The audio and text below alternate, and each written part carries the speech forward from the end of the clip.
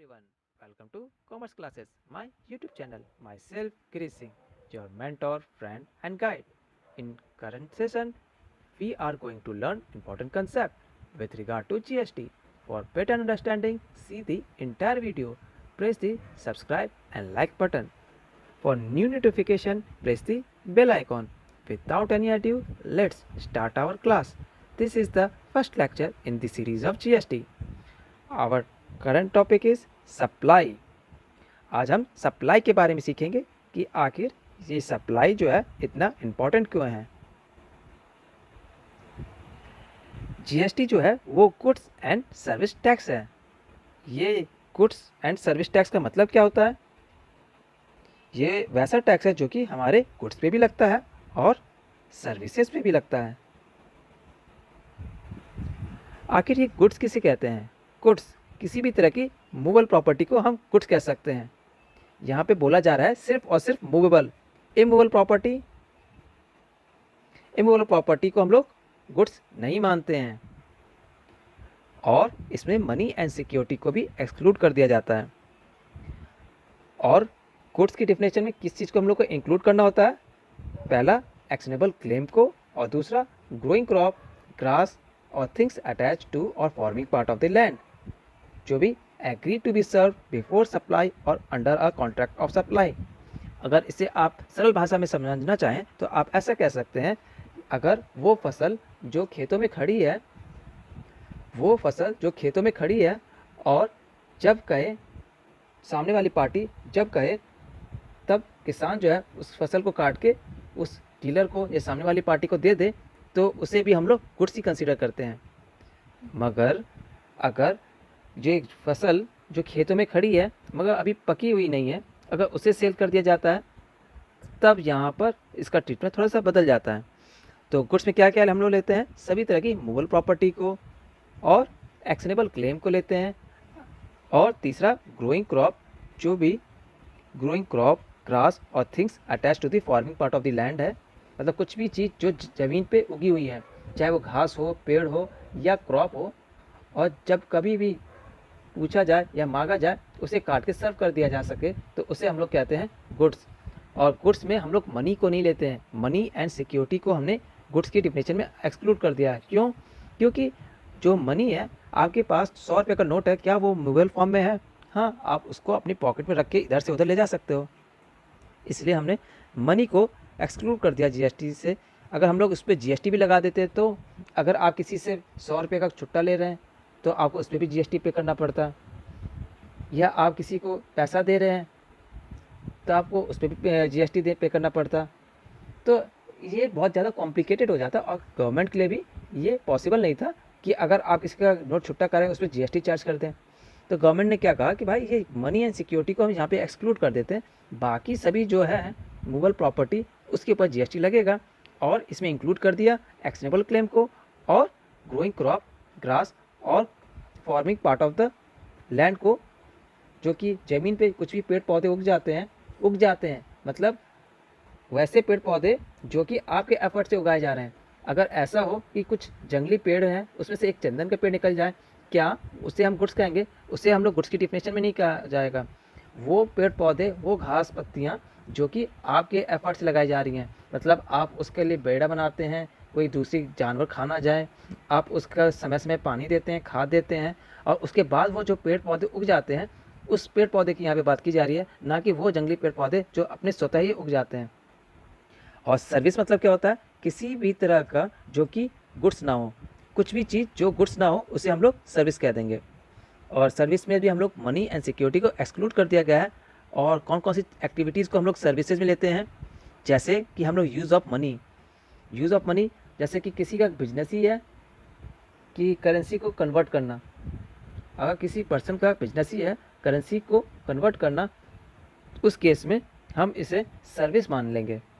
या conversion of money by cash by any other mode from one form currency denomination to another for which a separate consideration is charge. तो ये समझ में आ गया कि goods और सर्विस किसे कहते हैं। अब हम आगे सीखते हैं कि कैपिटल गुड्स किसे कहते हैं। कैपिटल गुड्स उसे कहते हैं जो कुछ भी कैपिटलाइज किया जा सके बुक्स ऑफ अकाउंट में। यहाँ पे सबसे इम्पॉर्टेंट वर्ड है कैपिटलाइज, सबसे इम्पॉर्टेंट वर्ड है कैपिटलाइज। अगर कोई भी चीज़ जिसको हम लोग कैपिटलाइज ना कर सकें बुक्स ऑफ अकाउंट में, उससे हम लोग कैपिटल गुड्स नहीं कह सकते हैं। और person claiming the input tax credit, और जो सामने वाला बंदा होगा जिसने भी ये कैपिटल गुड्स परचेज किया वो उसमें क्या लेगा, इनपुट टैक्स क्रेडिट लेता है। साथ ही साथ उसका इस्तेमाल और इंटेंडेड टू बी यूज़, और उसका इस्तेमाल उसको यूज़ किया जाता है, या उसका इंटेंशन हो कि आज मैंने ये गुड्स परचेज करके लाया हूँ, अब भविष्य में इसका मैं इस्तेमाल अपने बिजनेस पर्पज़ के लिए या अदर काम के लिए करूँगा। तो इसमें सबसे पहले क्या है, कैपिटलाइज होना ज़रूरी है। दूसरा, इस पर आपको आईटीसी क्लेम करना ज़रूरी है। तीसरा, इसका इस्तेमाल या तो आप अभी खड़े खड़े कर लेते हैं या इसका इस्तेमाल भविष्य में करते हैं। और चौथा, इसका इस्तेमाल बिजनेस के लिए इस्तेमाल होना चाहिए या बिजनेस को बढ़ाने के लिए इस्तेमाल होना चाहिए। अगर आप इसका इस्तेमाल अपने पर्सनल पर्पज़ के लिए करते हो तो इसे हम लोग कैपिटल गुड्स नहीं कहेंगे। अगर इसका इस्तेमाल आपने परचेस किया है मगर आपका इंटेंशन नहीं है, इसका आपका इंटेंशन ऐसी है कि आप इसको कभी भी इस्तेमाल नहीं करोगे, तब भी इसे कैपिटल गुड्स नहीं कहेंगे। या आपने क्या किया है, इस पर आईटीसी क्लेम आपने कभी किया ही नहीं है, तब भी इसे कैपिटल गुड्स नहीं कहा जाएगा। या अगर आप क्या करते हो, गुड्स जो है उसको कैपिटलाइज ही नहीं करते हो, आपने गुड्स परचेज करके लाए और उसे आपने पीएल अकाउंट में शो कर दिया, तो ये जो है कैपिटल गुड्स नहीं कहलाएगा। तो अगर आपको कैपिटल गुड्स कहलाना है तो आपको ये चारों की चारों कंडीशन पूरी करनी चाहिए। कैपिटलाइजेशन करना चाहिए, इनपुट टैक्स क्रेडिट को क्लेम करना चाहिए, इसका इस्तेमाल यूज और इंटेंडेड टू बी यूज होना चाहिए, और इसका इस्तेमाल बिजनेस और फर्दरेंस ऑफ द बिजनेस के लिए होना चाहिए। अब हम सीखते हैं कि आखिर आज का जो टॉपिक है सप्लाई, वो इतना इंपॉर्टेंट क्यों है। ये जो वर्ड है सप्लाई, ये जो वर्ड हमने आज का जो टॉपिक है सप्लाई, आखिर इतना इंपॉर्टेंट क्यों है सप्लाई। इससे जीएसटी से पहले वैट और सर्विस टैक्स हुआ करता था, वहाँ पे ये सप्लाई वर्ड नहीं होता था, वहाँ पे सप्लाई वर्ड जो है वो नहीं हुआ करता था। ये जो है जीएसटी के आने से ये सप्लाई वर्ड को इंट्रोड्यूस किया गया है। आगे सप्लाई मतलब होता क्या है, सरकार कहती है कि सिर्फ उसी गुड्स और सर्विसेज के ऊपर जीएसटी लग सकता है जो कि सप्लाई की कंडीशन को पूरा करते हों। अगर कोई गुड्स और सर्विस है वो सप्लाई की कंडीशनों को पूरा नहीं करते हैं या सप्लाई की डिफिनेशन के अंदर में नहीं आते हैं तो उस पर आप जीएसटी नहीं। सप्लाई में क्या क्या आता है, तो सप्लाई में क्या क्या आता है, अगर आप सेल करते हो तो उसको हम लोग सप्लाई कहेंगे, या आप किसी को ट्रांसफ़र करते हो तो उसे हम लोग सप्लाई कहेंगे, अगर आप बार्टर करते हो तो उसे सप्लाई कहेंगे, अगर आप एक्सचेंज करते हो उसे भी हम सप्लाई कहेंगे, अगर आप लाइसेंस देते हो उसे भी सप्लाई कहेंगे, अगर आप रेंट देते हो उसे भी सप्लाई कहेंगे, अगर आप लीज पे देते हो उसे भी सप्लाई कहेंगे, और अगर आप अपने सामान को डिस्पोज कर रहे हो, डिस्पोज में और सेल में अंतर क्या होता है, डिस्पोज और सेल में अंतर क्या होता है। डिस्पोज जो है, अगर आपने क्या है कोई एसेट को परचेज़ किया है और कुछ समय इसको बिजनेस में यूज़ करने के बाद आपको लगता है कि ये आपके लिए फिट नहीं है, या आपको इसके बाद कोई नया फिक्स एसेट को लाना चाहिए ताकि आपका जो बिज़नेस है आगे बढ़ सके, तो उस केस में हम लोग क्या करते हैं, आपका जो फिक्स एसेट है उसको हम लोग डिस्पोज करते हैं। और सेल किस लिए हम लोग टर्म यूज़ करते हैं, जो कि आपका नेचर ऑफ द बिजनेस है। आपका नेचर ऑफ द बिजनेस क्या है कि अगर आपका बिजनेस है गाड़ी बेचना, तो आप क्या कर रहे हो, गाड़ी बेच रहे हो, तो उसे हम सेल कहेंगे। वही ये गाड़ी जो है बिजनेस के लिए यूज़ हो रही है और उसे आप सेल करते हो, तो हम लोग कहेंगे कि ये जो है हमने इसे डिस्पोज कर दिया। जो सप्लाई में अगर ये कुछ काम करते हो तो हम इसे सप्लाई कहेंगे, और इसका मतलब इसके में से कंसिडरेशन मिलना बहुत ज़रूरी है। अगर आप कुछ काम करते हो और आपको कुछ कंसिडरेशन ही नहीं मिला तो भी उसे हम लोग सप्लाई नहीं मानेंगे। और इसका इस्तेमाल किस में होना चाहिए, बिजनेस के लिए इस्तेमाल होना चाहिए या बिजनेस को बढ़ाने के लिए इस्तेमाल होना चाहिए। इसका इस्तेमाल बिजनेस के लिए होना चाहिए या बिजनेस को बढ़ाने के लिए इस्तेमाल होना चाहिए। तो सप्लाई मतलब क्या होता है, सप्लाई मतलब sale, transfer, barter, exchange, licence, rental, lease या डिस्पोज को हम लोग सप्लाई कहेंगे, और इसके बाद उसे कंसिडरेशन मिलना चाहिए और इसका इस्तेमाल बिजनेस और इन the course of furtherance of the business के लिए होना चाहिए। अगर ये कंडीशन, ये सभी की सभी कंडीशन पूरी हो जाती है तो हम कहेंगे ये है सप्लाई। और जब आपको सप्लाई पता चल जाता है कि क्या ये सप्लाई के डिफिनेशन में आता है कि नहीं, तब आपको ये पता चलेगा क्या इसमें आप जीएसटी लगा सकते हो कि नहीं। अगर वो जो है सप्लाई के डिफिनेशन में आता है तो हम उसके ऊपर जीएसटी लगा सकते हैं। अगर कोई गुड्स और सर्विसेज सप्लाई के डिफिनेशन में नहीं आता है तो हम उसके ऊपर जीएसटी नहीं चार्ज कर सकते हैं। अब हमें समझना चाहिए कि बिजनेस क्या होता है। आखिर बिजनेस किसे हम कहते हैं। बिजनेस मतलब किसी भी तरह का आप ट्रेड कर रहे हो, आप किसी भी तरह का ट्रेड करते हो, कॉमर्स करते हो, मैन्युफैक्चरिंग करते हो, प्रोफेशन है, वोकेशन है, एडवेंचर है, वेजर है और एनी अदर सिमिलर एक्टिविटी, इस तरह के कुछ काम करते हो वेदर और not for a pecuniary benefit, तो हम उसे बिजनेस कहेंगे। क्या ये सिर्फ इतनी है डिफिनेशन बिजनेस की? नहीं, जो बिजनेस की डिफिनेशन थोड़ी ब्रॉड है, उसमें इसका ये एक पार्ट है कि अगर आप किसी के साथ ट्रेड करते हो। अच्छा, ट्रेड और कॉमर्स में अंतर क्या होता है? ट्रेड कॉमर्स में सबसे बड़ा अंतर ये है, जो ट्रेड होता है, खरीद बिक्री हम लोग करते हैं, उसे हम लोग ट्रेड कहते हैं, और इसी का इस्तेमाल हम लोग लार्जर स्केल में जब करने लगते हैं तब उसका हम लोग कॉमर्स करने लगते हैं। और वोकेशन किसे कहते हैं? प्रोफेशन और वोकेशन में अंतर क्या होता है? प्रोफेशन में आपके पास खास तरह की क्वालिफिकेशन होती है और उसके साथ साथ आपके पास कुछ एक्सपीरियंस होता है। वोकेशन वोकेशन मतलब जो कि आपने काम करके जो कुछ हमारी स्किल डेवलप की हॉबी है, होती तो है वो हम उसे लोग भी हम वोकेशन में वोकेशन लिखते कह हैं। सकते और वेजर वेजर किसे कहते हैं? वेजर एक तरह का सट्टा बाजार, जो हम लोग सट्टा लगाते हैं उसे हम लोग वेजर कहते हैं, या इससे जुड़े हुए कुछ और एक्टिविटी परफॉर्म करते हो, और वेदर और not for the pecuniary benefit, इसका मकसद क्या होना चाहिए? बेनिफिट कमाना होना चाहिए। वेदर और not for the pecuniary benefit, इसका मकसद बिजनेस, या तो आप इसका इस्तेमाल कर रहे हो बिजनेस कमाने के लिए, प्रॉफिट कमाने के लिए भी, प्रॉफिट नहीं कमा रहे हो मगर इस तरह के काम कर रहे हो, तब भी उसे हम लोग सप्लाई ही मानेंगे।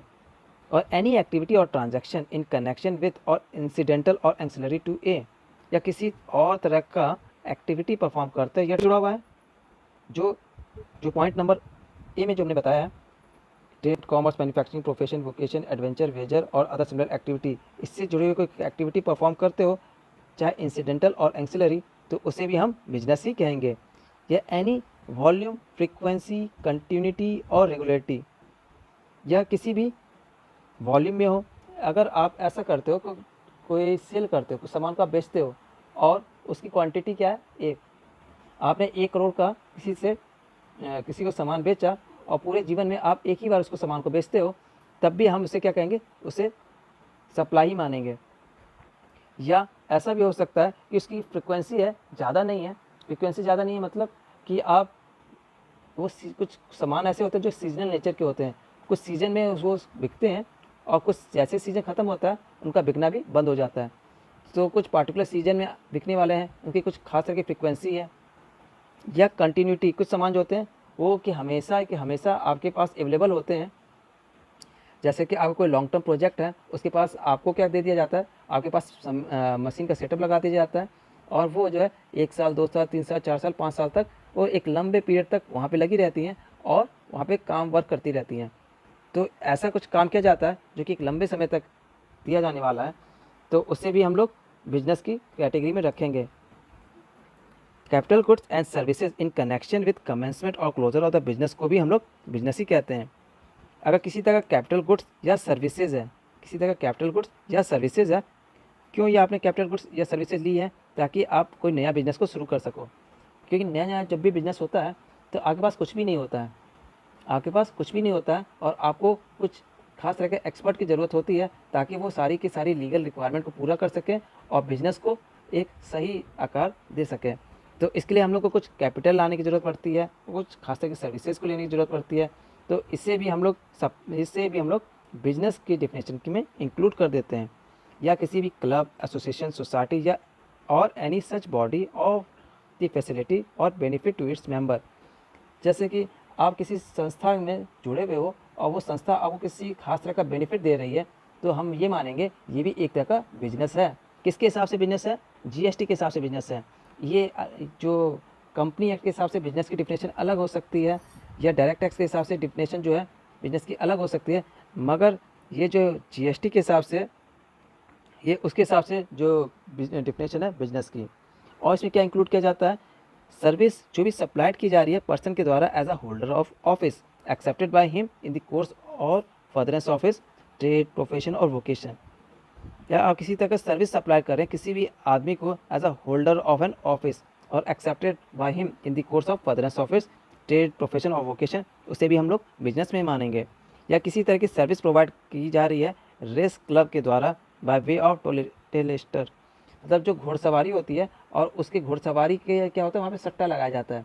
तो जो जो लोग सट्टा लगाने के लिए जाते हैं, जिस आदमी के पास वो जो आदमी बैठा रहता है उसे हम लोग कहते हैं टोटल लिस्ट। एनी एक्टिविटी और transaction by central government, state government और any local authority engage as public authority.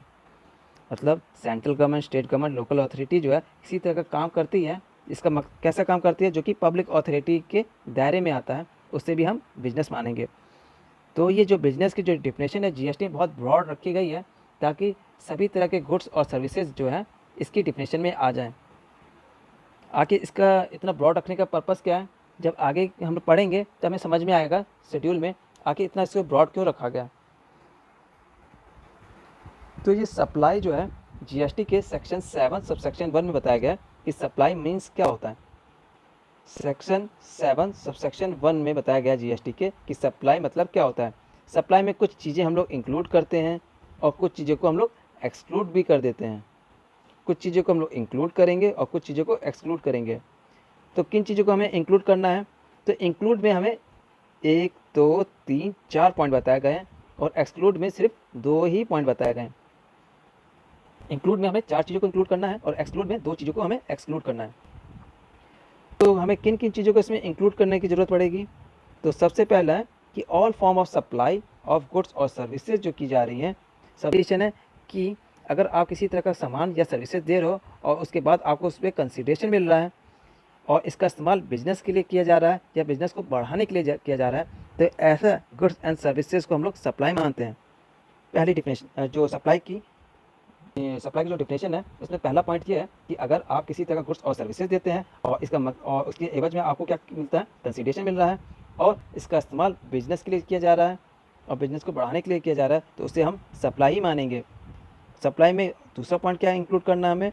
अगर किसी तरह का हम लोग इम्पोर्ट करते हैं services, even if not in the course of business और कॉमर्स, भले ही ये सर्विस का इस्तेमाल बिजनेस के लिए इस्तेमाल ना कर रहे हैं या बिजनेस को बढ़ाने के लिए ना कर रहे हो, मगर आपने बाहर से सर्विसेज को इंपोर्ट कर रखा है, तो उसे भी हम लोग सप्लाई ही मानेंगे। थोड़ा सा इसके ऊपर हम लोग आगे और चर्चा करेंगे इंपोर्ट के केस में कि कौन कौन सी कंडीशन है जहाँ पे इंपोर्ट जो है जीएसटी के दायरे में आता है और कौन कौन सी कंडीशन है जहाँ पे इंपोर्ट जो है सर्विस जीएसटी के दायरे से बाहर निकाल दिया जाता है।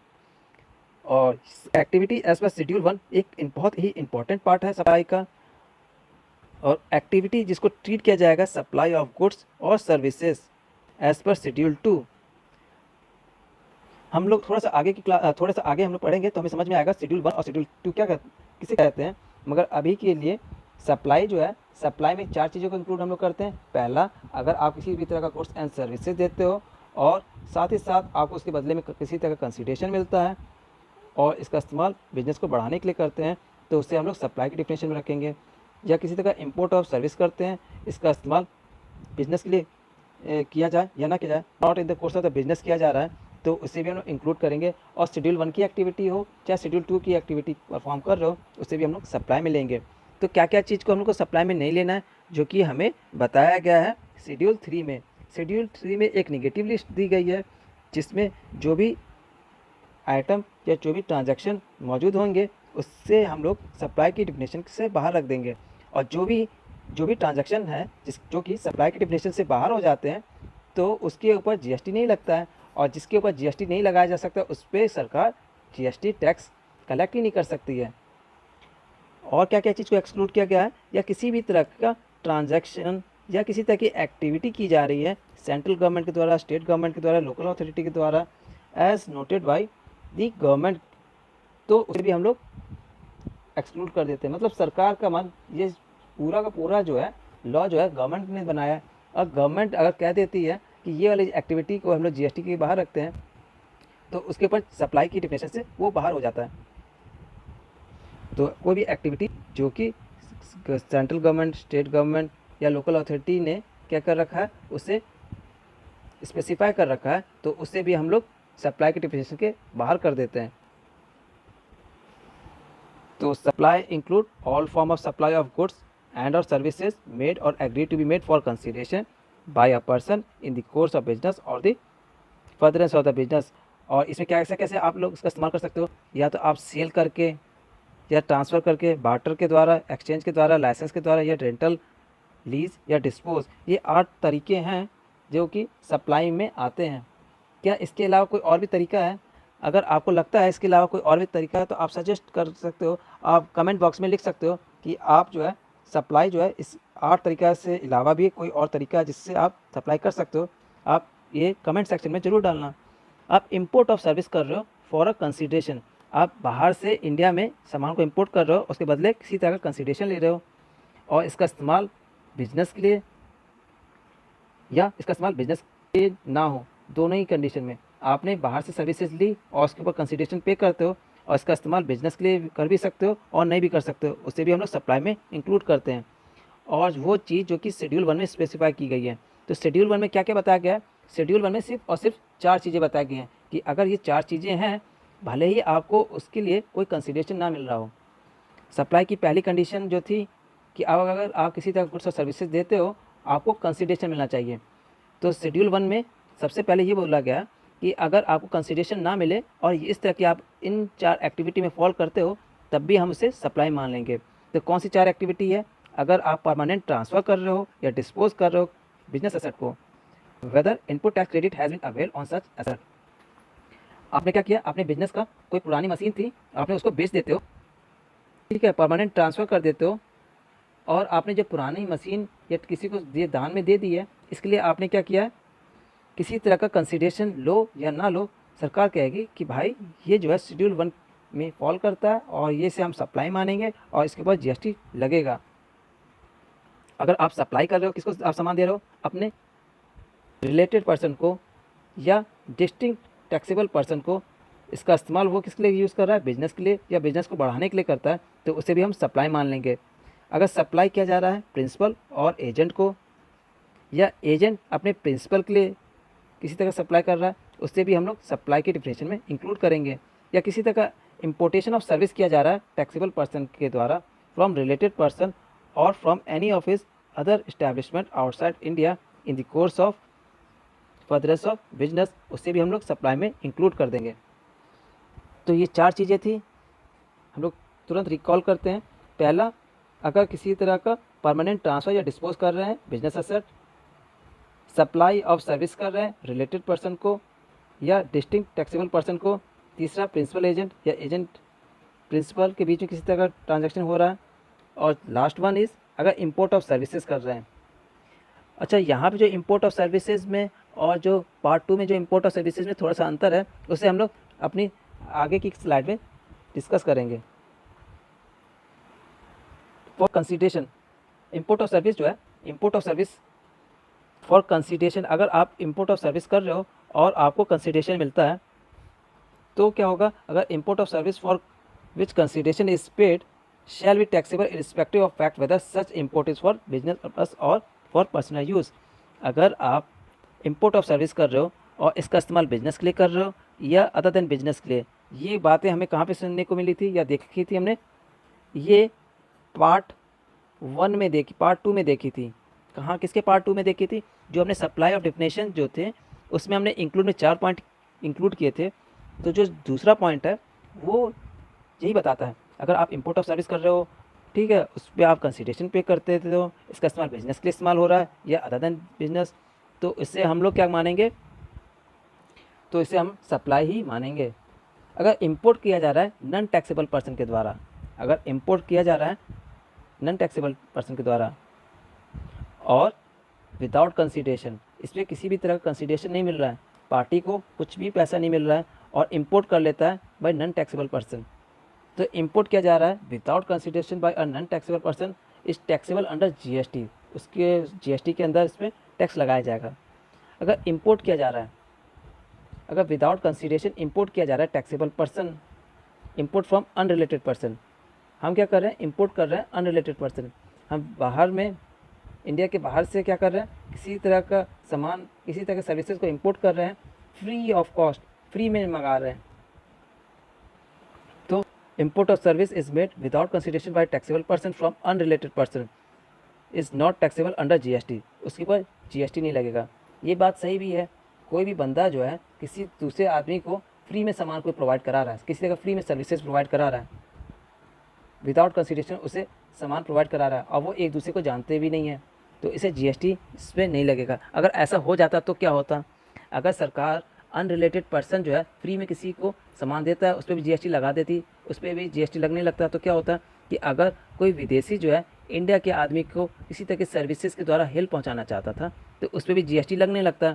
तो एक तरह से इंडिया के लिए ये एक निगेटिव बात हो जाती। अगर कोई फॉरेनर जो है इंडिया को किसी तरह की मदद करना चाह रहा है और सरकार उस पर जीएसटी लगाए तो ये एक तरह के उसको डिमोरलाइज करने वाली बात हो जाती। तो इस चीज़ के लिए गवर्नमेंट ने इसको साफ साफ मना कर दिया है कि अगर आप इम्पोर्ट ऑफ सर्विस कर रहे हो without consideration from unrelated person तो उसे हम लोग सप्लाई नहीं मानेंगे। अगर आप बिना कंसिडरेशन के अगर रिश्तेदारों से सामान खरीद बिक्री कर रहे हो, सर्विसेज ले रहे हो, तो उस केस में क्या किया जाएगा? तो हम लोग दो चीज़ चेक करेंगे, क्या ये जो इम्पोर्ट किया जा रहा है पर्सनल पर्पज़ के लिए यूज़ किया जा रहा है। अगर आपने क्या है, आप इंडिया में बैठे हो और आपने ऑर्डर किया, कोई गाना ऑर्डर किया और आपको वो गाना प्रोवाइड किया जाता है, आपने एक तरह की सर्विसेज ली। सर्विसेज में क्या लिया आपने? गाना लिया, गाना को डाउनलोड किया, तो आपके डाउनलोड करने के लिए आपसे कुछ पैसे चार्ज किए जाए तो ये चीज़ यहाँ पे फॉल नहीं करेगी। ये चीज़ तब फॉल करेगी जब विदाउट कंसिडरेशन, मतलब आपने गाना डाउनलोड किया, आप रिलेटेड पर्सन थे, ठीक है, और आपसे किसी तरह का पैसा या मुआवजा नहीं लिया जाता है तो उसके ऊपर भी जीएसटी नहीं लगेगी। तो जीएसटी लगनी किस पर है? जीएसटी लगनी है कि अगर बिना कंसिडरेशन के अगर हम रिलेटेड पर्सन से किसी तरह का ट्रांजैक्शन करते हैं। ट्रांजैक्शन कैसे कर रहे हैं? इंपोर्ट ऑफ सर्विस और इसका इस्तेमाल हम लोग बिजनेस के लिए कर रहे हैं। ऐसे केस में हम इसे सप्लाई की डिफिनेशन में लेंगे और कहाँ पे आएगा? ये शेड्यूल 1 के अंतर्गत आएगा। तो शेड्यूल 1 को हम लोग क्विकली रिकैप करते हैं। शेड्यूल 1 में क्या क्या बातें हैं? अगर परमानेंट ट्रांसफ़र किया जा रहा है, disposal of business asset, whether input tax credit avail on such asset. दूसरा पॉइंट है शेड्यूल 1 का, अगर सप्लाई ऑफ गुड्स और सर्विस किया जा रहा है बिटवीन रिलेटेड पर्सन और बिटवीन डिस्टिंक्ट पर्सन, उसे भी हम लोग सप्लाई मानेंगे। और शेड्यूल 1 का तीसरा पॉइंट है, अगर supply of goods between principal और एजेंट है और वाइस वर्सा है तो उसे भी हम लोग सप्लाई मानेंगे। और चौथा पॉइंट है कि अगर import of service from a related person है उसे भी हम लोग सप्लाई ही मानेंगे। होप सो आपको शेड्यूल 1 है वो बहुत ही अच्छी तरह से क्लियर हो गया होगा। अब हम लोग सीखेंगे सप्लाई में सप्लाई का शेड्यूल 2। शेड्यूल 2 है फॉर सप्लाई ऑफ गुड्स। आखिर यहाँ पे शेड्यूल 2 और शेड्यूल 1 में अंतर क्या है? शेड्यूल 1 बताता है कि अगर आप इस तरह के ट्रांजैक्शन करते हो विदाउट कंसिडरेशन उसे भी हम सप्लाई मानेंगे। और शेड्यूल 2 क्या कहता है कि अगर आप इस तरह के सप्लाई ऑफ गुड्स या सर्विसेज कर रहे हो, अगर इस तरह की सप्लाई ऑफ गुड्स या सर्विसेज दे रहे हो तो हम उसे जीएसटी के दायरे में लाएंगे, उसे हम सप्लाई मानेंगे। तो सबसे पहले अगर ट्रांसफ़र ऑफ टाइटल या right in the goods, transfer of title और राइट इन दी गुड्स। अच्छा, यहाँ पे गुड्स लिखा है, अगर आपने क्या किया, एक ज़मीन खरीदी या आपने क्या किया ट्रांसफ़र ऑफ टाइटल, आपने ज़मीन का टाइटल को ट्रांसफ़र करते हो, क्या उस पर जीएसटी लगेगा एज पर शेड्यूल 2? तो यहाँ पे देखिए गुड्स लिखा गया है, यहाँ पे क्या वर्ड यूज़ किया? गुड्स। और गुड्स हमेशा मूवेबल प्रॉपर्टी को माना जाता है। गुड्स जो है हमेशा मूवेबल प्रॉपर्टी को माना जाता है। गुड्स हमेशा मूवेबल प्रॉपर्टी को माना जाता है। और आप क्या कह रहे हो? आप ज़मीन बेच रहे हो और ज़मीन इमूवेबल प्रॉपर्टी है, तो ऐसे केस में जो ज़मीन है वो शेड्यूल 2 में नहीं आएगी। तो शेड्यूल 2 में बेसिकली कौन से गुड्स आने वाले हैं? वो गुड्स जो कि मूवेबल नेचर के हैं। उस तरह के गुड्स का अगर आप ट्रांसफ़र करते हो टाइटल या राइट, तब हम क्या मानेंगे? सप्लाई। अगर lease, tenancy, easement, licence etcetera, अगर सप्लाई ऑफ सर्विसेज या एनी ट्रीटमेंट और प्रोसेस किया जाता है, कौन ट्रीटमेंट और प्रोसेस कर रहा है? Job worker. कभी कभी कंपनी के पास अपने इस तरह का इंफ्रास्ट्रक्चर नहीं होता है या उन्हें लगता है कि इसमें बहुत ज़्यादा कॉस्ट होगा या उनके पास स्पेस की कमी है या फंड की कमी है, तो वो क्या करती है, अपने काम दूसरे बिजनेसमैन से कंप्लीट करवा लेती है। तो बेसिकली वो कौन होते हैं? वो अपने काम में एक्सपर्ट लोग होते हैं, उसे हम लोग जॉब वर्कर कहते हैं। ट्रांसफ़र ऑफ बिजनेस एसेट किया जा रहा है, अगर किसी कंपनी के पास टेलीकॉम सेक्टर में रन कर रही थी, उसके पास कुछ टावर है और अब अपना टेलीकॉम सेक्टर वाला एरिया बंद करके वो केमिकल इंडस्ट्री में आना चाहती है, तो वो क्या कर रही है? अपना बिजनेस एसेट को ट्रांसफ़र कर रही है दूसरे को, तो उससे भी हम क्या मानेंगे? सप्लाई मानेंगे। या किसी तरह का कंस्ट्रक्शन कर रहे हैं हम लोग कॉम्प्लेक्स का, या टेम्प्रेरी ट्रांसफ़र कर रहे हैं आईपीआर, या किसी तरह का services related to information technology software से जुड़ा हुआ है, या किसी तरह का agreeing to the obligation to refrain from the act or the tolerance an act or situation or to do an act। मतलब अगर एक बिजनेसमैन दूसरे बिजनेसमैन से कॉन्टैक्ट कर लेता है, भाई अब से तुमको मेरे एरिया में सामान लगाने की या ठेला लगाने की ज़रूरत नहीं है, तो यहाँ पे वो क्या कर रहा है, किसी तरह का गुड्स या सर्विसेज दे रहा है? नहीं, यहाँ पे क्या, काम ना करने के वजह से मुआवजा दिया जा रहा है, तो उससे भी हम लोग ने शेड्यूल 2 में गुड्स और सर्विसेज की कैटेगरी में ले रखा है। या किसी तरह का वर्क कॉन्ट्रैक्ट है, including the transfer of goods in execution of work contract, तो इसे भी हम लोग शेड्यूल 2 में इंक्लूड करते हैं। और शेड्यूल 2 में क्या आता है, अगर किसी तरह का ट्रांसफ़र कर देते हैं right to use any goods for any purpose for consideration, तो उसे भी हम लोग शेड्यूल 2 में लेते हैं। या किसी तरह का गुड्स सप्लाई किया जा रहा है मेंबर बाय अनइनकॉर्पोरेट एसोसिएशन, तो deem to be supply of goods मान लिया जाएगा। तो ये जो है लिस्ट है शेड्यूल 2 की। हम शेड्यूल 2 को ऐसे पढ़ें तो हमें बहुत ही दिक्कत नज़र आती है कि लगता है कि शेड्यूल 2 जो है बड़ा हौच पौच है, इसमें किसी भी तरह की आइटम, किसी भी तरह एक्टिविटीज़ का हम लोग यहाँ पे नाम दे रहे हैं। इसको अगर हम लोग सिस्टमेटिक वे में पढ़ें और समझें तो ये सारे के सारे पॉइंट आपको एक ही बार में मेमोराइज भी हो जाएंगे और आपको समझ में भी आ जाएंगे। तो शेड्यूल 2 को अब हमको पढ़ना है, तो शेड्यूल 2 को हम लोग 5 तरह की एक्टिविटी में बांटते हैं जो कि सप्लाई ऑफ गुड्स मानी जाती हैं, और 13 तरह की एक्टिविटीज़ को हम लोग सप्लाई ऑफ सर्विसेज मानते हैं। 5 तरह की एक्टिविटीज़ को हम लोग सप्लाई ऑफ गुड्स मानते हैं और 13 तरह की एक्टिविटीज़ को सप्लाई ऑफ सर्विसेज मानते हैं। तो पहले सप्लाई ऑफ गुड्स के ऊपर पहले बात करेंगे। तो सप्लाई ऑफ गुड्स में पहला पॉइंट क्या है, या पहली एक्टिविटी कौन सी मानी जाएगी? तो पहली एक्टिविटी है कि अगर हम लोग ट्रांसफ़र ऑफ टाइटल करते हैं गुड्स का, अगर हम लोग transfer of title of goods का करते हैं तो इस तरह की एक्टिविटीज़ को हम लोग सप्लाई ऑफ गुड्स मानेंगे। सेकेंड नंबर पे, अगर हम लोग transfer of title of goods करते हैं अंडर एग्रीमेंट के तहत, अगर हम लोग ट्रांसफ़र ऑफ टाइटल कर रहे हैं वह किसी एग्रीमेंट के तहत कर रहे हैं। एग्जाम्पल के तौर पे ईएमआई का केस, हम लोग गाड़ी परचेस तो करते हैं, फाइनेंशियल कंपनी जो होती है वो आपके बिहाफ में पैसा पे कर देती है उस कार कंपनी को या ऑटोमोबाइल कंपनी को, और आपसे ईएमआई बांध देती है और आपको मंथली जो है कुछ अमाउंट पे करना होता है। तो जैसे आपकी सारी ईएमआई पे हो जाती है, तो वैसे ही लास्ट की ईएमआई पे करते ही आप उसके ओनर बन जाते हो। अगर आपने कोई भी ईएमआई को छोड़ते हो, 2 ईएमआई के बाद आपकी वो गाड़ी को जब्त करके ले जाते हैं। तो यहाँ पे क्या माना जाता है कि अगर फ्यूचर में टाइटल ट्रांसफ़र हो तो उसे भी हम लोग सप्लाई ऑफ गुड्स ही मानते हैं। तीसरा, सप्लाई ऑफ गुड्स में ये सबसे ज़्यादा इम्पॉर्टेंट भी है और सबसे ज़्यादा कॉम्प्लिकेटेड भी है। ये वाला पॉइंट जो है सबसे ज़्यादा इम्पॉर्टेंट भी है और सबसे ज़्यादा कॉम्प्लिकेटेड भी है। तो ये बिजनेस एसेट के ऊपर जो है कि कब बिजनेस एसेट को हम लोग सप्लाई ऑफ गुड्स मानते हैं और कब हम लोग बिजनेस एसेट को सप्लाई ऑफ गुड्स नहीं मानते हैं, ये बहुत ज़्यादा टिपिकल है और थोड़ा टेक्निकल है। तो नॉर्मल केस में अगर बिजनेस एसेट को कभी भी बिजनेस बेचता है वेदर और नॉट फॉर कंसिडरेशन, तो उसे हम लोग सप्लाई ऑफ गुड्स मानते हैं। नॉर्मल केस में अगर बिजनेस जो है अपना बिजनेस एसेट को ट्रांसफ़र करता है विद और विदाउट कंसिडरेशन, तो हम उसे सप्लाई ऑफ गुड्स मानते हैं। मगर इसमें कुछ कंडीशन है। कौन सी कंडीशन है? पहली कंडीशन, अगर एम्प्लॉयर जो है अपने एम्प्लॉय को किसी तरह का बिजनेस एसेट ट्रांसफ़र करता है, तो क्या उसे सप्लाई ऑफ गुड्स मानेंगे, क्या सप्लाई ऑफ सर्विसेज मानेंगे? अगर किसी तरह का फर्नीचर जो है एम्प्लॉय जो अपने एम्प्लॉय को देता है विदाउट एनी कॉस्ट, तो इसे सप्लाई ऑफ गुड्स मानते हैं। अगर एम्प्लॉयर जो है अपने एम्प्लॉय को किसी तरह का बिजनेस एसेट देता है बिना कॉस्ट के, मतलब फ्री में दे देता है, आप हमारे यहाँ काम करते हो इसलिए आपको हम लोग फ्री में प्रोवाइड करा देते हैं कुछ फर्नीचर, तो उसे हम लोग सप्लाई ऑफ गुड्स मानेंगे। वहीं अगर यही जो फर्नीचर है एम्प्लॉयर जो है अपने एम्प्लॉय को, अगर यही फर्नीचर एम्प्लॉयर जो है अपने एम्प्लॉय को पैसे लेके देता है विद कंसिडरेशन देता है, तब कैसे सप्लाई ऑफ गुड्स मानेंगे? कि तब इसे हम लोग सप्लाई ऑफ गुड्स मानेंगे? तो इसका जवाब है हाँ। अगर किसी तरह का फर्नीचर जो है वो बेचता है, अगर कोई ऑर्गेनाइजेशन है, अगर कोई बिजनेसमैन है, वो क्या कर रहा है, अपने एम्प्लॉय को फर्नीचर दे रहा है और उसके एवज में कुछ पैसे भी मांग रहा है। वो पुराना फर्नीचर बेच रहा है अपने एम्प्लॉय को, फ्री में नहीं दे रहा है, उसके ऊपर कुछ पैसा भी चार्ज कर रहा है।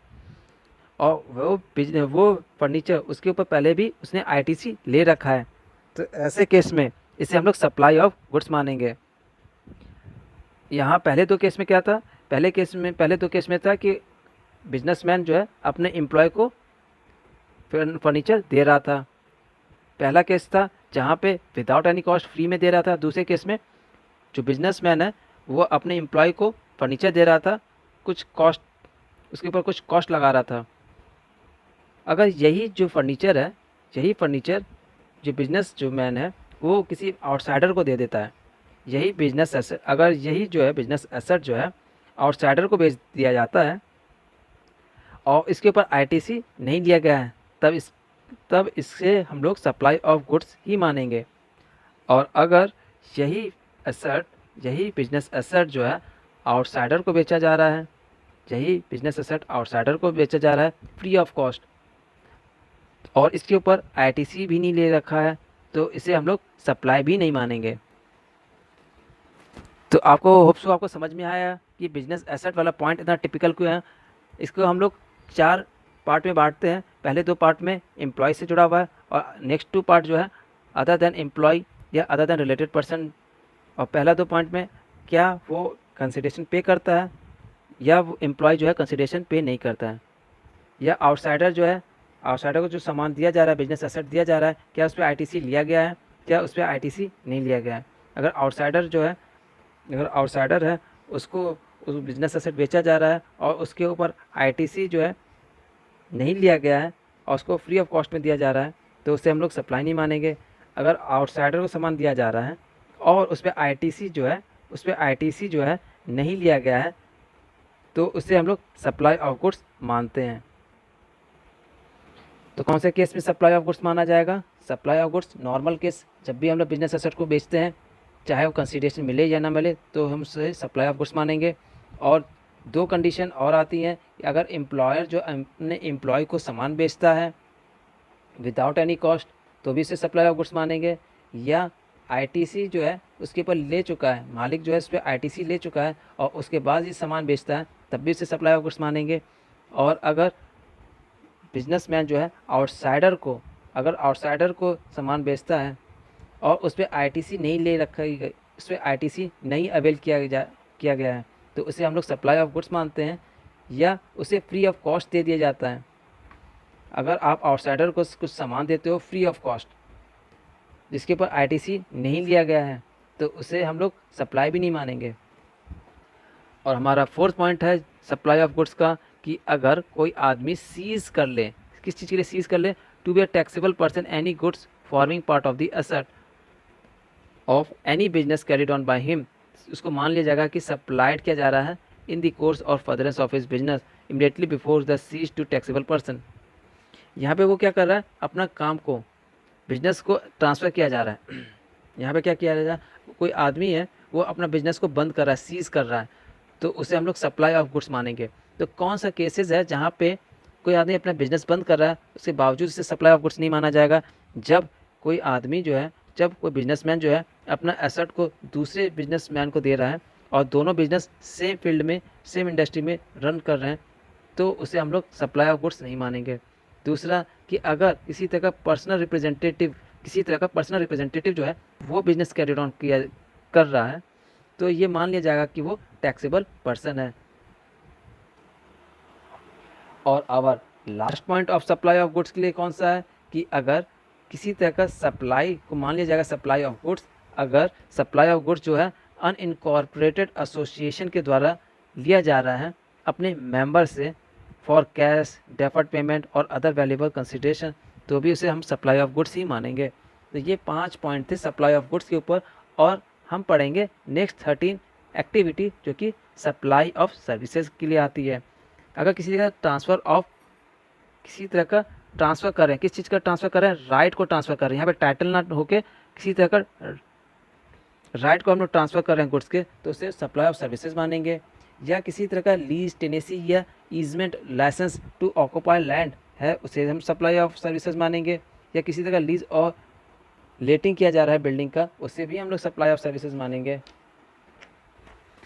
अगर किसी तरह का ट्रीटमेंट किया जा रहा है जो कि अनदर पर्सन इसका इस्तेमाल कर सके, जैसे जॉब वर्कर के केस में, तो इसे जो जॉब वर्कर अपनी एक्टिविटी परफॉर्म करता है उसे हम लोग सप्लाई ऑफ सर्विसेज में मानते हैं।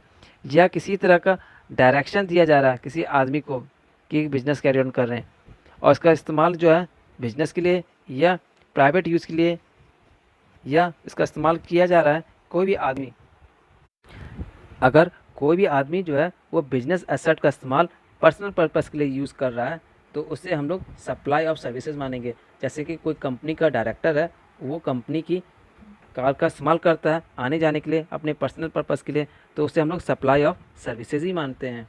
और अगर किसी तरह का रेंटिंग ऑफ इमूवेबल प्रॉपर्टी जो है, renting of the immovable property, goods की डिफिनेशन में इमूवेबल प्रॉपर्टी नहीं आती है, मगर शेड्यूल 2 में इमूवेबल प्रॉपर्टी का जिक्र हम लोग को मिलता है कि अगर हम लोग रेंट पे चढ़ा देते हैं, किस चीज़ को रेंट पे चढ़ा देते हैं, इमूवेबल प्रॉपर्टी को, तो उसे भी हम लोग सप्लाई ऑफ सर्विसेज मानते हैं। जैसे भाड़े पे हम लोग देते हैं टेलीकॉम टावर को, क्या ये टेलीकॉम टावर क्या है, मूवेबल है कि इमूवेबल प्रॉपर्टी है?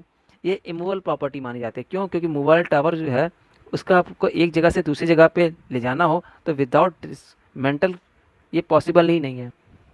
तो ऐसे केस में अगर किसी तरह रेंट पे दिया जा रहा है इमूवेबल प्रॉपर्टी तो उसे हम लोग सप्लाई ऑफ सर्विसेज मानते हैं। या किसी तरह कंस्ट्रक्शन किया जा रहा है कॉम्प्लेक्स बिल्डिंग सिविल स्ट्रक्चर या इसके अलावा कुछ और इसका मकसद क्या है, बेचना बायर को होली या पार्टली, तो हम क्या मानेंगे,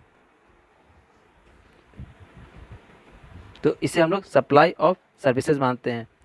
अगर ये जो है फ्लैट बनाने वाला एजेंसी है, अगर कोई फ्लैट बनाने वाली एजेंसी है, जैसे कि आपने देखा होगा कि आपके घर के अगल बगल में अपार्टमेंट बनते हैं, उसके अपार्टमेंट को कौन क्रिएट करता है, बिल्डर के द्वारा बनाया जाता है। तो ये जो है अगर ये बिल्डर जो है जो बिल्डिंग को तैयार कर रहा है वो इश्यू ऑफ कंप्लीटेशन सर्टिफिकेट मिलने के बाद, अगर इश्यू ऑफ कंप्लीटेशन सर्टिफिकेट मिलने के बाद वो जो फ्लैट है वो इमूवेबल प्रॉपर्टी मानी जाती है और उसके ऊपर जीएसटी नहीं लगता है। अगर आपके पास सर्टिफिकेट ऑफ कंप्लीटेशन मिलने से पहले अगर किसी तरह का कंस्ट्रक्शन, अगर किसी तरह का ट्रांसफ़र किया जा रहा है, तो अगर किसी तरह का ट्रांसफ़र किया जा रहा है लैंड बिल्डिंग और सिविल कंस्ट्रक्शन को बेचा जा रहा है एंटायर विदाउट विथ और विदाउट कंसिडरेशन,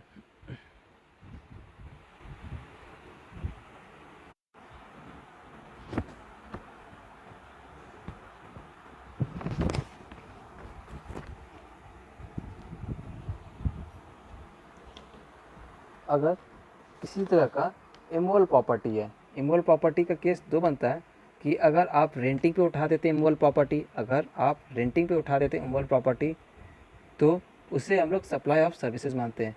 इमूवेबल गुड की डिफिनेशन में इमूवेबल प्रॉपर्टी नहीं आती है, मगर हम लोग क्या कर रहे हैं यहाँ पे इमूवेबल प्रॉपर्टी को रेंट पे उठा रहे हैं। आपके पास ज़मीन है, ठीक है, और उसको आप किराए पे उठा देते हो तो इससे हम लोग सप्लाई ऑफ सर्विसेज मानेंगे। या आपने देखा होगा कि फ्लैट जो बिल्डर्स जो हैं वो क्या करते हैं, कॉम्प्लेक्स बना रहे हैं, बिल्डिंग बना रहे हैं, सिविल स्ट्रक्चर बना रहे होते हैं, तो ये कंप्लीटेशन सर्टिफिकेट मिलने से पहले, अगर कंप्लीटेशन सर्टिफिकेट मिलने से पहले अगर कोई एग्रीमेंट हो जाता है, कोई उसे बेच देता है तो उसे हम लोग क्या मानते हैं, सप्लाई ऑफ सर्विसेज मानते हैं। और जैसे ही सर्टिफिकेट ऑफ कंप्लीटेशन सर्टिफिकेट मिल जाने के बाद उसका एसेट को बेचा जाए तो इसे हम लोग क्या मानते हैं, तो हम इसे सप्लाई नहीं मानते। क्यों इसे सप्लाई नहीं मानते हैं? क्योंकि हम इसे, हमारे के लिए क्या है, एक तरह का इमूवेबल प्रॉपर्टी, और इमूवेबल प्रॉपर्टी पर जीएसटी नहीं लगता। तो कंप्लीटेशन से पहले पे जीएसटी लग सकता है, उसे सप्लाई ऑफ सर्विसेज मानते हैं। और कंप्लीटेशन सर्टिफिकेट मिलने के बाद उसके पास जीएसटी नहीं लगता है क्योंकि इसे हम लोग इमूवेबल प्रॉपर्टी मानते हैं। अगर कोई आदमी टेम्परेरी ट्रांसफ़र कर रहा है permitting the use of enjoyment of any intellectual property right, तो इसे हम लोग सप्लाई ऑफ सर्विसेज कहते हैं। जैसे कि आज आपने क्या किया कि एक सॉफ्टवेयर डेवलप किया और लोगों को भी आप उसे यूज़ करने देते हो, मगर उसके लिए आप क्या कर रहे हो, कुछ पैसे चार्ज करते हो। तो आपके पास कोई एक बड़ी कंपनी आती है, कहती है कि आपने जो सॉफ्टवेयर डेवलप किया है उसके जो इंटेलेक्चुअल राइट है आप मेरे को दे दो, और हम क्या करेंगे, उसे एक मास प्रोडक्शन में इसको हम इसका प्रोडक्शन करेंगे और मार्केट में ये सॉफ्टवेयर को सेल करेंगे। तो यहाँ पे आप क्या कर रहे हो, आपने सॉफ्टवेयर को दे रहे हो, वो एक तरह का इंटेलेक्चुअल प्रॉपर्टी है और सामने वाली कंपनी को उसको यूज़ करने के लिए दे रहे हो। ये कॉन्ट्रैक्ट कर रहे हो 6 महीने के लिए, साल भर के लिए या 2 साल के लिए, कि 2 साल तक ये सॉफ्टवेयर को हम ही बेचेंगे ठीक है, और जैसे 2 साल कंप्लीट होंगे तो वापस आपके पास का राइट आ जाएगा। तो इसे हम लोग सप्लाई ऑफ सर्विसेज कहते हैं। जब किसी तरह टेम्परेरी ट्रांसफ़र किया जा रहा है इंटेलेक्चुअल प्रॉपर्टी को, तो हम इसे सप्लाई ऑफ सर्विस मानते हैं। किसी तरह डेवलपमेंट, डिज़ाइन, प्रोग्रामिंग या कस्टमाइजेशन, एडॉप्शन, अपग्रेडेशन, इन्हांसमेंट या इम्प्लीमेंटेशन किया जा रहा है आईटी टेक्नोलॉजी सॉफ्टवेयर को, तो उसे भी हम लोग सर्विसेज ही मानते हैं। या किसी आदमी के साथ कॉन्ट्रैक्ट करता है कि तुम ये जो कॉन्ट्रैक्ट है, तुम ये जो बिजनेस है इस एरिया में नहीं करोगे, या तुम जो है कॉन्ट्रैक्ट इस आदमी के साथ ही करोगे। यहाँ पे सामने वाले पर्सन को हम लोग रोक रहे हैं अपने काम को स्वतंत्र होकर रोक करने से, तो उसे भी हम लोग सप्लाई ऑफ सर्विसेज की कैटेगरी में रखते हैं। या कोई आदमी राइट देता है कि आप यूज़ कर सकते हो गुड्स को, कोई आदमी क्या कर रहा है, सिर्फ और सिर्फ आपको राइट देता है कि आप सामान का इस्तेमाल कर सकते हो और इसका इस्तेमाल करके आप अपना पर्पस को पूरा कर सकते हो, तो इसे हम लोग सप्लाई ऑफ सर्विसेज मानते हैं। और अगर आप कोई काम को खुद ना करके अपने वर्क कॉन्ट्रैक्ट से करवाएं, अगर आप कोई काम को खुद ना करके अपने वर्क कॉन्ट्रैक्ट से करें, तो उसे हम सप्लाई ऑफ सर्विसेज मानते हैं। या किसी तरह का सप्लाई की जा रही है बाय वे ऑफ और as a part of service, तो बीइंग रेस्टोरेंट के द्वारा किसी तरह का फूड आइटम प्रोवाइड किया जा रहा है फॉर ह्यूमन कंजम्पशन के लिए, तो उसे हम लोग सप्लाई ऑफ सर्विसेज मानते हैं। अगर गवर्नमेंट इस चीज़ को बाइफरकेट नहीं करती, तो लोग हमेशा सोचते कि हम लोग रेस्टोरेंट में जाते हैं और हमें कुछ खाना मिलता है, कैसे पे हम लोग सप्लाई ऑफ गुड्स माने कि सप्लाई ऑफ सर्विसेज माने। तो इस चीज़ की डाउट को क्लियर करने के लिए गवर्नमेंट ने कह दिया है कि अगर आप रेस्टोरेंट में जाके किसी तरह का खाना खाते हो, तो उसे हम लोग सप्लाई ऑफ सर्विस ही मानेंगे। तो इस तरह से हमारे जो थे 5 गुड्स के और 13 एक्टिविटी जो है सर्विसेज की कंप्लीट हुई और हमारा शेड्यूल 2 कंप्लीट होता है। और हमारा तीसरा शेड्यूल जो कि एक्सक्लूड किया गया है सप्लाई के डिफिनेशन से, तो उसमें क्या क्या आता है। शेड्यूल 3 में उस तरह की एक्टिविटी के बारे में बताया जाता है जिसे हम लोग नाइदर सप्लाई ऑफ गुड्स मान सकते हैं, ना ही सप्लाई ऑफ सर्विसेज मान सकते हैं। गवर्नमेंट ने स्पेसिफिकली बाइफरकेट कर दिया कि अगर आप इस तरह की एक्टिविटी परफॉर्म करोगे तो उसे हम लोग सप्लाई ऑफ गुड्स नहीं मानेंगे, ना ही उसे सप्लाई ऑफ सर्विसेज मानेंगे। तो किस तरह की एक्टिविटीज़ को हम लोग सप्लाई ऑफ गुड्स और सप्लाई ऑफ सर्विसेज के कैटेगरी से बाहर रखते हैं। अगर किसी तरह की सर्विस एम्प्लॉय जो है अपने एम्प्लॉयर को देता है, तो उसे हम लोग ना ही सप्लाई ऑफ गुड्स मानते हैं, ना ही सप्लाई ऑफ सर्विसेज मानते हैं। या किसी तरह की सर्विसेज जो है कोर्ट, ट्रिब्यूनल या अदर इस्टेब्लिशमेंट अंडर लॉ जो है वो दे रही होती है, तो उसे भी हम लोग ना ही सप्लाई ऑफ गुड्स मानते हैं, ना ही सप्लाई ऑफ सर्विसेज मानेंगे। या किसी तरह की सर्विसेज जो है एमएलए, एमपी, विधायक या पंचायत मेंबर या मेंबर ऑफ म्यूनसिपैलिटी जो किसी तरह की सर्विसेज दे रहे हैं, ठीक है, तो उसे भी हम लोग सप्लाई ऑफ सर्विसेज की और सप्लाई ऑफ गुड्स की कैटेगरी से बाहर रखेंगे। या किसी तरह की ड्यूटी परफॉर्म कर रहा है कोई आदमी, क्यों ड्यूटी परफॉर्म कर रहा है, क्योंकि वो किसी तरह की खास पोजीशन होल्ड करता है, इसलिए उसको वो ड्यूटी मिली है करने के लिए, तो उसे हम लोग ना ही सप्लाई ऑफ गुड्स मानेंगे, ना ही सप्लाई ऑफ सर्विसेज मानेंगे। या किसी तरह की ड्यूटी परफॉर्म कर रहा है कोई आदमी चेयरपर्सन के तौर पे या मेंबर के तौर पे या डायरेक्टर के तौर पे किसी बॉडी इस्टेब्लिशमेंट में, बाय दी किसके बिहाफ में काम कर रहा है, वो सेंट्रल गवर्नमेंट, स्टेट गवर्नमेंट या लोकल अथॉरिटी। मतलब गवर्नमेंट तो खुद काम करेगी नहीं, तो गवर्नमेंट के बिहाफ में वो किस तरह का काम कर रहा है, चेयरमैन बना हुआ है या मेंबर है या डायरेक्टर है। तो ऐसे केस में ये जो इस्टेब्लिशमेंट है सेंट्रल गवर्नमेंट और स्टेट गवर्नमेंट का, और वो अपने काम को करवाने के लिए किसी तरह का डायरेक्टर, चेयरमैन को अपॉइंट करती है, तो उससे हम लोग ना ही सप्लाई ऑफ गुड्स मानेंगे, ना ही सप्लाई ऑफ सर्विसेज मानेंगे।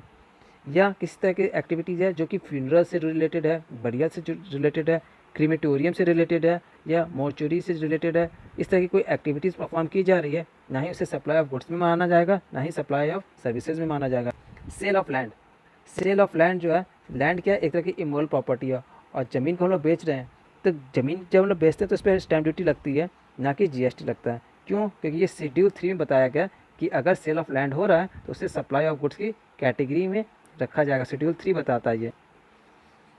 या किसी तरह का actionable claim other than lottery, betting, gambling के अलावा कुछ और है जो कि एक्शनेबल क्लेम, तो उसे भी हम लोग शेड्यूल 3 में रखते हैं, उसे ना ही सप्लाई ऑफ गुड्स मानेंगे, ना ही सप्लाई ऑफ सर्विसेज मानेंगे।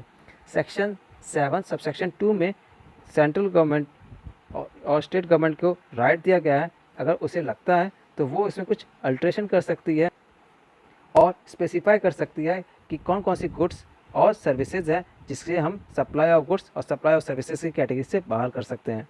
ये कुछ स्पेशल राइट्स दिए गए हैं। किसमें राइट्स दिए गए हैं? सेक्शन 7(2)(b) में। होप सो आपको आज का वीडियो बहुत ही अच्छा लगा होगा। अगर आपको शेड्यूल 1, 2 और 3 की शॉर्टकट ट्रिक पता करनी है तो आप मुझे ज़रूर अपने कमेंट सेक्शन में बताइएगा। मैं आपको इसकी शॉर्टकट ट्रिक बताऊंगा ताकि आप इसे तुरंत इसे रिवाइज कर सकें और रिकॉल कर सकें और आप कभी ये वाली ट्रिक भूलोगे भी नहीं। आज की क्लास यहीं पे ख़त्म होती है। मिलते हैं नेक्स्ट लेक्चर के साथ। Bye bye.